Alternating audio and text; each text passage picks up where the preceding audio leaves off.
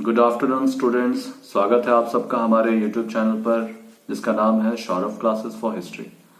आज मैं आप लोगों के सामने बीए सेमेस्टर 1 से पेपर CC2 जिससे हमें पढ़ना है हिस्ट्री ऑफ झारखंड 1, इससे एक टॉपिक आप लोगों के सामने लेकर उपस्थित हुआ हूं जिसका नाम है वन, अर्थात झारखंड के वन। तो हम वन को प्रारंभ करें उससे पहले हमें यह जानना होगा कि हम इसे किस प्रकार से इसको अध्ययन करेंगे। सबसे पहले हम इसकी भूमिका या परिचय प्रस्तुत करेंगे। तत्पश्चात हम वनों के संरक्षण हेतु इसे विभिन्न भागों में इसको वर्गीकृत किया गया है, उसके वर्गीकरण पर प्रकाश डालेंगे।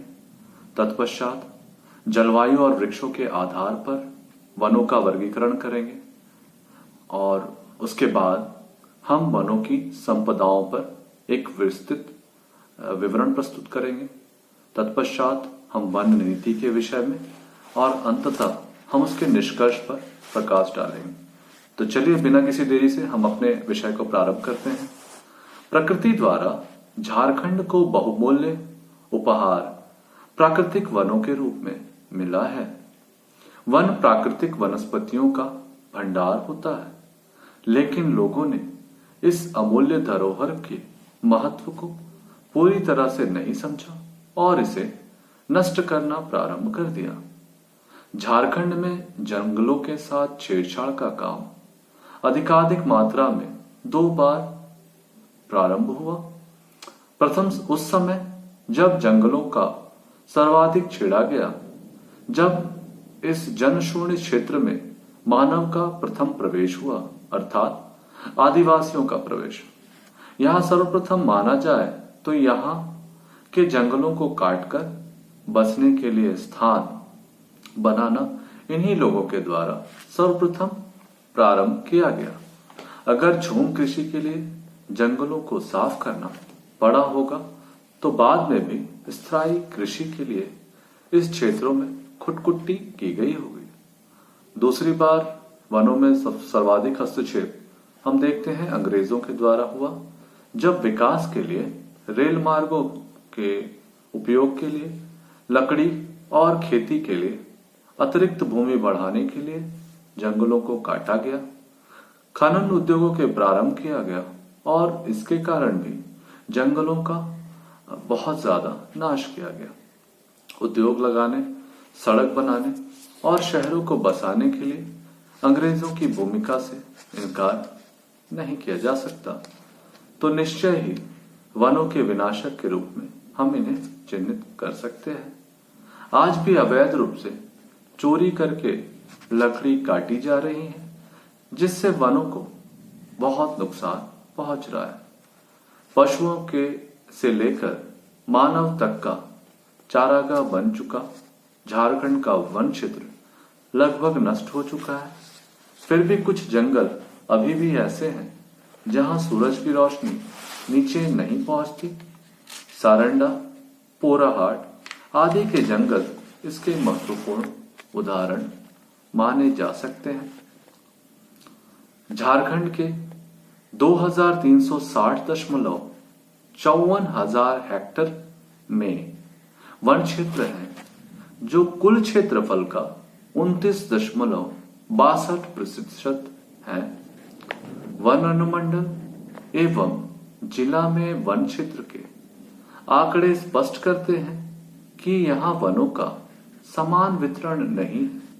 उदाहरण के लिए साहेबगंज में मात्र 7.99% क्षेत्र ही वनों का विस्तार पाया जाता है। वहीं हम देखते हैं कि अधिक वन क्षेत्र वाला हिस्सा है हजारीबाग, जहां कुल क्षेत्रफल का 55.71% क्षेत्र पर वन पाए जाते हैं। जंगलों का विस्तार घनत्व सामान्य रूप से देखने पर यह आभास होता है कि झारखंड के उत्तरी एवं पश्चिमी भाग में यह काफी घना है, जबकि दक्षिणी भाग में यह मध्यम घना और उत्तर पूर्वी भाग में यह विरल रूप में पाया जाता है। अब हम वनों के संरक्षण हेतु इसका जो विभिन्न श्रेणियों में विभाजन किया गया है उस पर प्रकाश डालेंगे तो देखते हैं कि ब्रिटिश काल में प्रशासन से ही वनों के संरक्षण के लिए प्रशासनिक दृष्टि से उन्हें 3 श्रेणियों में विभाजित किया गया। वो 3 श्रेणियां कौन कौन सी हैं? वे हैं आरक्षित वन, उसके बाद सुरक्षित वन और तीसरा है अवर्गीकृत वन। तो चलिए हम आरक्षित वन को जानते हैं क्या है। ये जंगल वैसे जंगल है जहां मनुष्यों को अपने पशुओं को चराने और लकड़ी काटने की सुविधा दी जाती है, किंतु उन पर कड़ी निगरानी रखी जाती है जिससे वनों को हानि ना पहुंचे। झारखंड में ऐसे वनों का क्षेत्रफल 1,91,878 हेक्टेयर है, जो कुल वन क्षेत्र का 81.27% है। आरक्षित वनों का सर्वाधिक विस्तार हजारीबाग में है, जो 2.78 लाख हेक्टेयर है।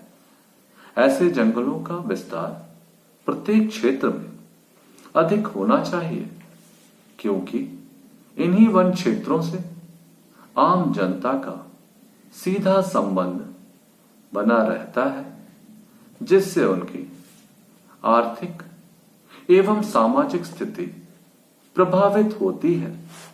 सरकार को चाहिए कि वन क्षेत्रों के विस्तार के लिए संपूर्ण संथाल परगना, धनबाद, बोकारो के क्षेत्रों में गहन अभियान चलाए। अब हम इसके दूसरे प्रकार के वन को देखते हैं, जो है सुरक्षित वन, जिसे हम अंग्रेजी में रिजर्व फॉरेस्ट भी कहते हैं। जलवायु की दृष्टि से काफी महत्वपूर्ण होते हैं सुरक्षित वन। इसमें ना तो लकड़ियां काटी जाती हैं, ना ही पशु चराए जाते हैं, क्योंकि इन जंगलों को पूर्णतः सरकारी संपत्ति माना जाता है। इसके अंतर्गत ही झारखंड में कई राष्ट्रीय उद्यान विकसित किए गए हैं।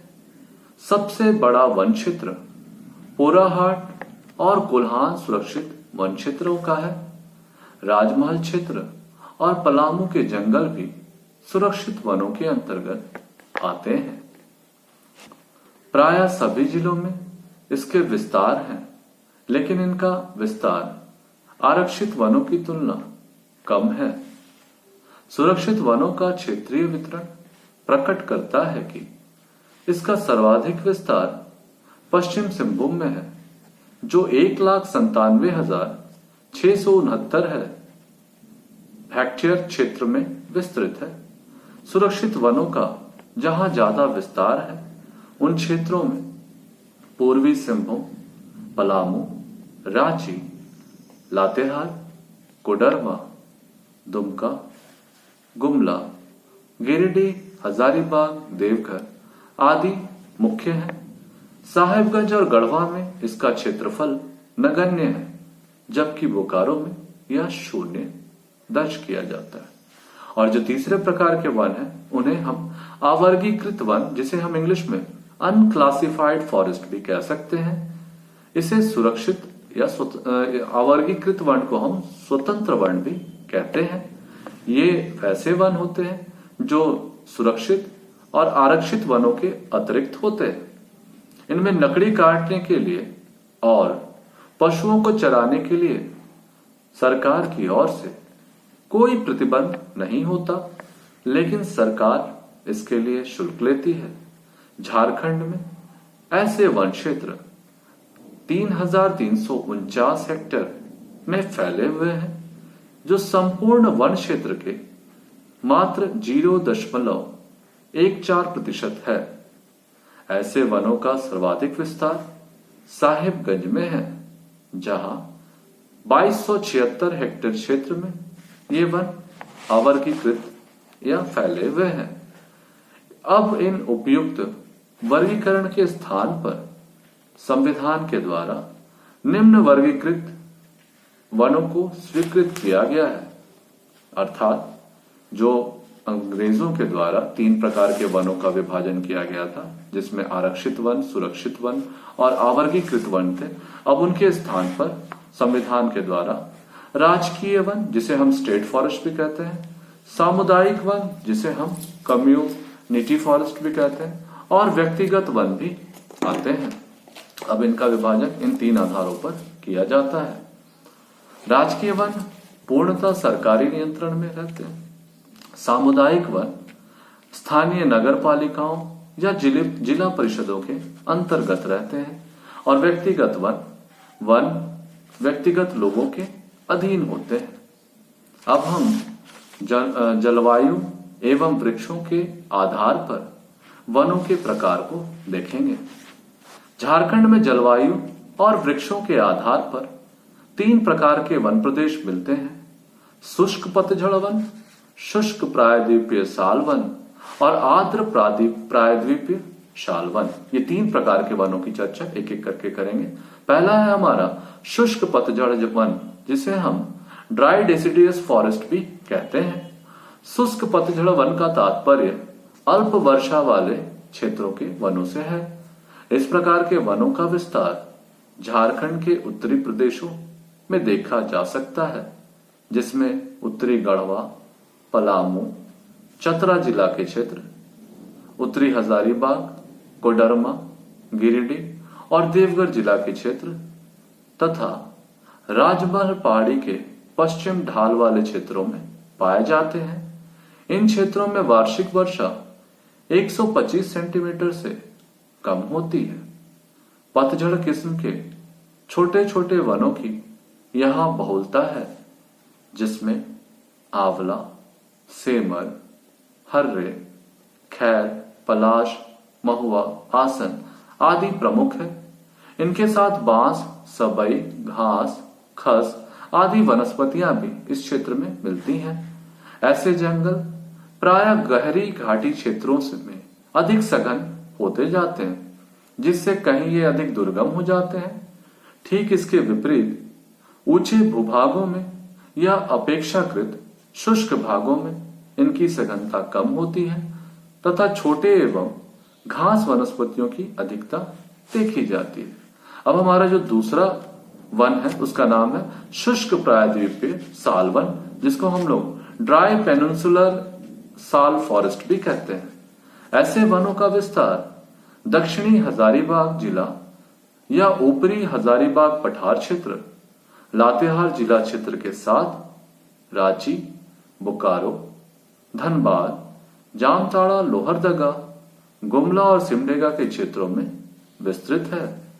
झारखंड के मध्यवर्ती एवं पश्चिमी भागों में ऐसे वनों का विस्तार है जहां वर्षा की मात्रा दक्षिण झारखंड की अपेक्षा कम तो उत्तरी झारखंड की तुलना में अधिक है, अर्थात यहाँ की वर्षा मध्यम कोटि की होती है। शुष्क का तात्पर्य अल्प वृष्टि से है तथा प्रायद्वीप का तात्पर्य आर्द्र क्षेत्र होने से होता है। वस्तुतः दोनों का सम्मिश्रण झारखंड के मध्यवर्ती एवं पश्चिमी भागों में दिखाई देता है। इन क्षेत्रों में शाल वृक्ष की प्रधानता होती है, अतः कुल मिलाकर इस क्षेत्र का नामकरण शुष्क प्रायद्वीप साल वन रखा गया है। इन वनों में यद्यपि साल वृक्षों की प्रधानता है, किंतु उसके साथ साथ जामुन, कुसुम, गुलर, आसन, पियार, खैर, अमलतास आदि वनस्पतियां भी देखे जाते हैं। अब हम इसके तीसरे प्रकार के वन, जिसे हम आर्द्र प्रायद्वीपीय साल वन बोलते हैं, जिसको हम लोग इंग्लिश में मॉइस्ट डेसिडियस फॉरेस्ट भी कह सकते हैं। मॉइस्ट माने नमी, है ना। यह वन क्षेत्र दक्षिणी झारखंड के पूर्वी एवं पश्चिमी सिंहभूम क्षेत्र में व्याप्त है। इसका कुछ विस्तार पूर्वी संथाल परगना क्षेत्र में भी देखा जा सकता है। गौर करने से स्पष्ट होता है कि यही वह क्षेत्र है जो जलवायु की दृष्टि से सागरीय मौसम से प्रभावित रहता है और अधिक वर्षा प्राप्त करता है। यही कारण है कि इस क्षेत्र में आर्द्रता प्रायद्वीपीय सालवन कहा जाता है। यहाँ इन्हीं वनों के आधारित बड़े बड़े उद्योग स्थापित किए गए हैं। सबसे वृहद प्रकार के घने वनों का विस्तार भी इन्हीं क्षेत्रों में मिलता है। सारंडा, पोराहाट, दालमा, ढालभूम और कोल्हान उच्चभूमि क्षेत्र के घने वन क्षेत्र यही विस्तृत है। इन वन क्षेत्रों में भी साल वृक्ष और साथ ही महुआ, कुसुम, आसन, पियार, खैर, गम्हार, अर्जुन, करंज आदि वृक्ष इसी तरह के यहाँ मिलते हैं, जैसे शुष्क प्रायद्वीपीय सालवन क्षेत्र में मिलते हैं। दोनों वनों से प्राप्त वृक्षों की पूर्ण समानता है, किंतु अंतर है इनकी सघनता और वृक्षों की लंबाई एवं मोटाई। इस क्षेत्र के वन अपेक्षाकृत काफी घने होते हैं और इसका मूल कारण आर्द्र जलवायु हम कह सकते हैं। अब हम इनकी वन संपदा पर प्रकाश डालेंगे तो झारखंड की वन संपदा को देखते हैं। वन संपदा के अंतर्गत वनों से प्राप्त होने वाले उत्पादों को शामिल किया जाता है। झारखंड के समस्त उत्पादित पदार्थों को दो वर्गों में रखा जा सकता है। ये है प्रमुख वनीय उत्पाद एवं गौण वनीय उत्पाद। प्रमुख वनीय उत्पाद के अंतर्गत राज्य के वनों से प्राप्त होने वाले लकड़ियों को सम्मिलित किया जाता है, जिनमें साल, शीशम, सागवान, महुआ, पिसार, आम, कटहल, आसन, गम्हार, जामुन, हर्रे, बहेरे आदि प्रमुख हैं। लाह, केंदुपत्ता, बांस, सखुआ पत्ता, कत्था, औषधीय पत्ते, विभिन्न प्रकार के घास एवं गोंद इत्यादि झारखंड के जंगलों से प्राप्त होने वाले प्रमुख गौण वनीय उत्पाद होते हैं। महुआ झारखंड के वनों का एक प्रमुख वृक्ष है। यह संपूर्ण झारखंड में पाया जाता है। इसके फूल, फल और लकड़ी सभी उपयोगी होते हैं। इसके फल का उपयोग तेल के उत्पादन, फूलों का उपयोग शराब के उत्पादन में किया जाता है। साल, जिसे सखुआ भी कहते हैं, यहाँ का सबसे प्रमुख वृक्ष है। इसकी लकड़ी काफी कठोर और भारी होती है। इसका उपयोग मकान, फर्श, फर्नीचर, रेलवे का स्लीपर आदि बनाने में होता है। इसकी लकड़ी भूरे रंग की होती है। शीशम तथा सागवान कीमती तथा टिकाऊ लकड़ियां हैं, जिनका उपयोग फर्नीचर, रेल के डिब्बों, रेल के स्लीपरों, जलयानों के निर्माण आदि में किया जाता है। सेमल के वृक्ष लकड़ी मुलायम होती है, जिसका उपयोग पैकिंग और पेटियों के खिलौने, माचिस, डिब्बे इत्यादि के निर्माण में होते हैं। सेमल की रुई काफी उपयोगी भी होती है। जामुन की लकड़ी पानी में हजारों वर्ष रहने के बावजूद नहीं सड़ती है। स्थानीय प्रचलन में इसकी लकड़ी कुएं के आधार में दी जाती है। हर्रे तथा बहेरे का उपयोग औषधि के रूप में किया जाता है। प्रसिद्धि दवा त्रिफला चूर्ण हरे और बहेरे के साथ आंवला भी होता है। लाह की उत्पादन की दृष्टि से भारत का विश्व में प्रथम स्थान है। देश में लाह सर्वाधिक उत्पादन झारखंड में ही होता है। यह भारत में कुल उत्पादन का 50% लाह उत्पादित होता है। केंदुपत्ता झारखंड के वनोत्पाद में प्रमुख है, जिसकी बड़ी मात्रा में राजस्व की प्राप्ति होती है। केंदुपत्ता से बीड़ी और तंबाकू के मिश्रण का निर्माण किया जाता है। पलामू प्रमंडल में यह सर्वाधिक मात्रा में पाया जाता है। पलामू प्रमंडल के जंगलों में खैर वृक्ष बहुतायत में पाए जाते हैं। खैर वृक्षों की लकड़ियों का खौलाकर उसके रस से कत्थे का उत्पादन किया जाता है। इससे भी भारी राजस्व की प्राप्ति होती है। लघु वन उत्पादों में बांस का अपना महत्व है, क्योंकि राज्य के ग्रामीण लोग बांस द्वारा खेती, गृहस्थी एवं घरेलू उपयोग के सामान को सीधे बाजार में बेचते हैं और अपनी आजीविका चलाते हैं। अब हम वन संपदा के बाद वन नीति को देखें तो झारखंड में वन संसाधन काफी महत्वपूर्ण संसाधन है क्योंकि इसका मानव जीवन से बहुत नजदीक संबंध होता है। वन के बगैर मानव जीवन का अस्तित्व अस्त व्यस्त हो सकता है।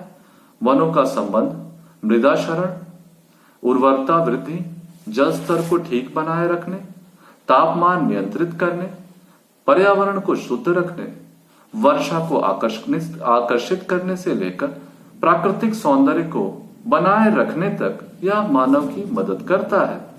ऐसे महत्वपूर्ण वन का दिनों दिन ह्रास होना एक दुखद पहलू एवं चिंता का भी विषय है। अभी 30-40 वर्षों से पूर्व यहाँ 45% भूमि में वन थे, किंतु आज यह 29% क्षेत्र ही रह गया है। किसी भी क्षेत्र में वन की आदर्श सीमा है उस कुल क्षेत्रफल का 33% होना। झारखंड में यह 33% हो सके, इसके लिए वन नीतियां बनाई गई हैं। वन नीति बनाने के लिए दो गौण कारण यह है कि कैसे बढ़ती मांग के आधार पर ईंधन एवं इमारती लकड़ियों की आपूर्ति की जा सके तथा वन संसाधनों का दीर्घकालीन विकास किया जा सके। भारत सरकार की वन नीति जो 1952 में घोषित की गई थी, समय समय पर अनेक संशोधन हुए हैं और इनके समानांतर राज्य स्तरीय वन नीति भी बनाई जाती है। झारखंड सरकार की वन नीति में बताया गया है कि प्रत्येक गांव में एक वन समिति होगी जिसमें प्रत्येक परिवार का एक सदस्य होगा। जंगलों का विकास ग्रामीणों द्वारा किया जाएगा तथा वन उत्पादों से होने वाली आय का वितरण उन्हीं सदस्यों में कर दिया जाएगा। ग्रामीणों की आवश्यकता के अनुकूल ही वृक्ष रोपण का कार्य किया जाएगा। वन उत्पादों को सरकारी एजेंसियों के हाथों में बेचकर धन प्राप्त किया जाएगा। खाली स्थानों में वृक्ष रोपण के कार्य ग्रामीणों द्वारा किए जाएंगे और वनों की सुरक्षा का भार ग्रामीण एवं वन विभाग दोनों पे रहेगा। साथ ही पूरे राज्य में लगभग 200 वन समितियों के गठन का प्रस्ताव किया गया है। इस प्रकार हम इन सब अध्ययनों के पश्चात जब हम इसका निष्कर्ष देखते हैं तो हम पाते हैं कि प्रकृति ने झारखंड को वनों से संपन्न राज्य बनाया, लेकिन इसका निरंतर दोहन इसके विनाश का कारण बना। धीरे धीरे वन समाप्त होने के कगार पे आ गए हैं। जिसका राष्ट्रीय औसत 33% होना चाहिए, वह हमारे राज्य में अभी 29% के आसपास में टिका हुआ है। हमें इसे निरंतर बढ़ाना है और इसके लिए प्रयास करना है, क्योंकि वन न केवल हमें प्राकृतिक संसाधन प्रदान करते हैं, बल्कि वन्य जीवों और जंतुओं के मुख्य स्रोत भी होते हैं। वह वहीं अपना जीविकोपार्जन करते हैं। इसलिए वनों का अस्तित्व मानव अस्तित्व के लिए काफी महत्वपूर्ण है। तो हमें अपने इस विषय को यहीं समाप्त करता हूं। आज के लिए बस इतना ही। धन्यवाद।